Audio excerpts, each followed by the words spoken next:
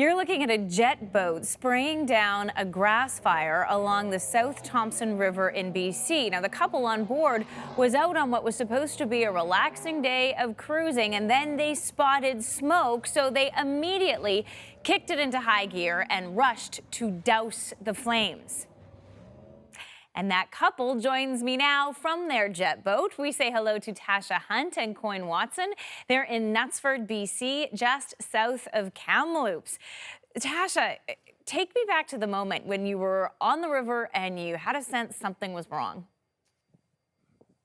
Well, we were just, like you were saying, we were just floating with some friends on their boat, and we looked up the river and we spotted some smoke in the distance. And you can tell by how smoky it is around here, like we've just had so many fires. And so we immediately knew that it was a problem. So we jumped back into our boat, this jet boat, and we flew up the river. And we hugged up in beside the shore, and we realized that like the flames were already completely huge, like the grass had taken off.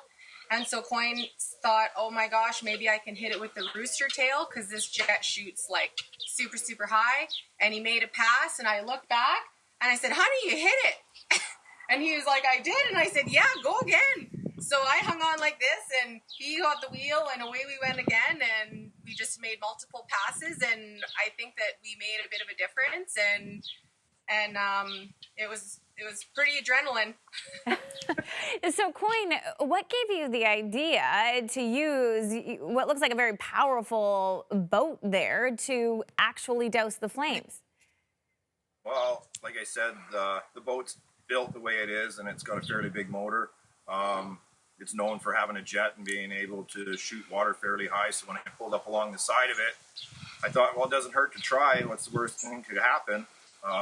And when Tash told me that I actually hit it, then it was basically just keep going around and around and keeping the boat on the water. And it seemed to make a bit of a difference, and it was sure a lot of fun. Like I said, who wouldn't want to drive this boat in the water like that? Well, it looks like you're going pretty fast there. Yeah, this boat definitely has some horsepower, and it was definitely a challenge hanging on to it and keeping in between the other boats. But like I said, at the end of the day, it's sure a lot of fun. Do you believe that this was something that made a difference to the actual fight here? Was there a sense we got to keep going with this? Yeah, I figured that it definitely made a difference until the guys, the fire department and the chopper could get there. Those are the guys that really do the job, but we were able to at least keep it down until they could get there and finish taking care of it. You know, I get the sense that you're a couple that likes speed, but was it scary? You've got smoke, you've got going at high speeds, the fire.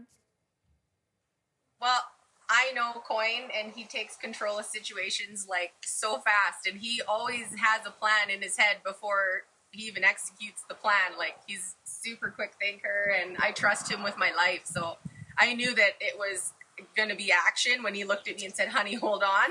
But I trust him, and we've been in this boat plenty of times, and I knew he knows how to handle it, and he knows how to handle the horsepower, and I knew it was going to be a ride. So was it one of those like feeling butterflies in your stomach going that fast kind of amusement well, park when the adrenaline hits, like adrenaline is so powerful, you don't almost know what's happening until it's sort of gone. And so once the fire crew sort of arrived in our boat, I mean, this engine was running so hot, like we kind of just had to drift for a while. And people had thought that like the mystery man had just fled the scene, but we were running so hot we had to just shut the boat off and cruise for a while. And we kind of looked at each other, and I said, honey, did that just happen? Just went out. So some people have said that this was heroic. They're calling you heroes. Do you think that's an appropriate label? No, well, we're pretty humble people. Yeah, I don't think we're heroes. We were just in the right place at the right time. You couldn't have done it without a boat like this. You need the big 555 with the blower on it, with horsepower to get the water to shoot. And like I said, at the end of the day, it was just a lot of fun in the boat at the time, Ray. It gets pretty boring just out there floating. Did either of you ever expect that your story would receive this kind of reaction?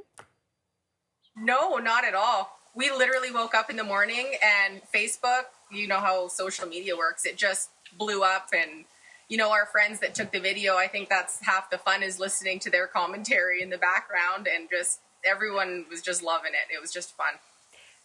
Well, thanks very much for joining us from your power boat there. I hope you get it out of the driveway into the water and get a chance to have some more speed at some point in the summer. Thank you. That's Tasha Hunt and Coyne Watson joining us from their jet boat near Kamloops, BC.